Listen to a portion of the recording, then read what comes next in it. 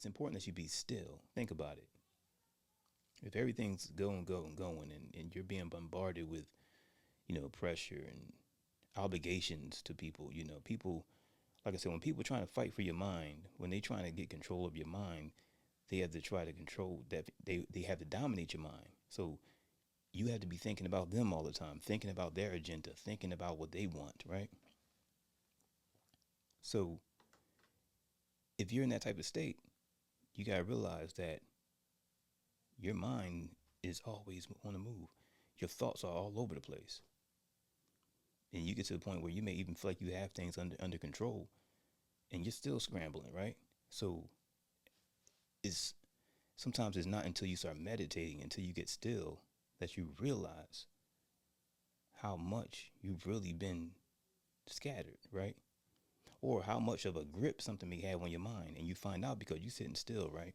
You go within into your meditation, and you find out how tough it is just to not really think of anything, and you really observe your thoughts, and you'll see a lot of thoughts that seem familiar to you, right? That you know that you're thinking about, but then a lot of other thoughts, you'd be like, where'd that come from? Where did that thought come from? And what happens is you may begin to judge it. But the trick is for you not to judge it, is for you to watch it. Observe your thoughts, just watch them go by like like you're watching a movie almost. But you don't want to get too caught in, caught up in the thoughts, get lost in them.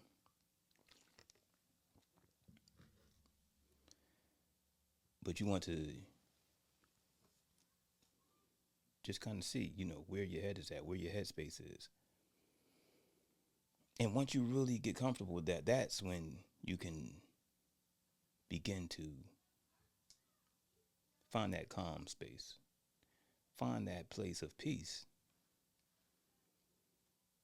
And when you find that place of peace, that's when you're able to look at the situations and the things that's been kind of like, causing you anxiety, stressing you, these commitments that you have. You're able to look at them from a different perspective. And some of them won't even seem important anymore. Some of them you may even ask yourself, wow, how did I let this, get a hold on me? How did I make this so important? You know? And this is a major step for you to control your mind, regain control of your mind. Another thing is, just maintaining, watching out, watching the programming that you're watching. Be watchful, should I say, of the programming that you're watching. Be careful of, like, the music that you're listening, this entertainment, we all want entertainment, right? We all do. But we got to realize and analyze what it is that we're watching. How is it affecting us? What is the intention of it?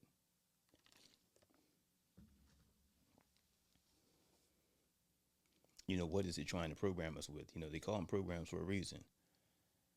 Now, it's important that we realize what the programming is, right?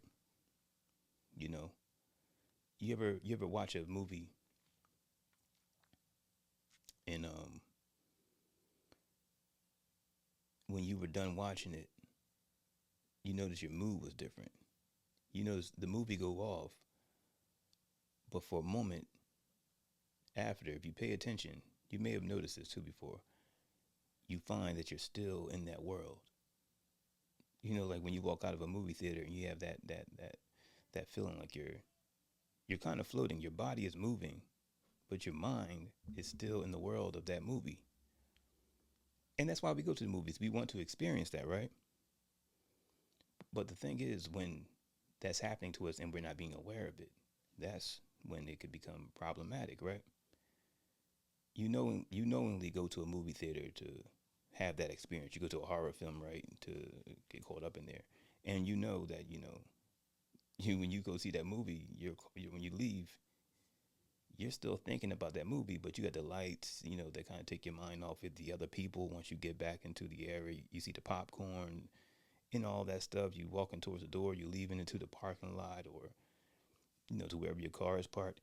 You go outside if you're in a big city, you see all the cars riding down the street, and it takes you out of that world. And you say, oh, now your mind and body connects, and it's like, it's official. That was just a movie.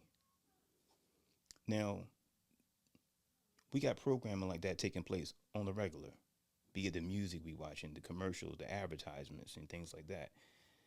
The biggest one of all, the people we're around, right? Your friends and family. Again, they're constantly programming you, feeding your mind their dramas, their stresses, their concerns. They have their obligations for you, what it means for you to be a member of that family, what it means for you to be that friend, the things you have to do. These are beliefs and agreements that we all have.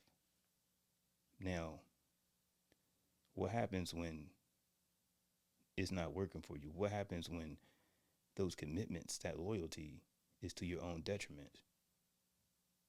What do? Right?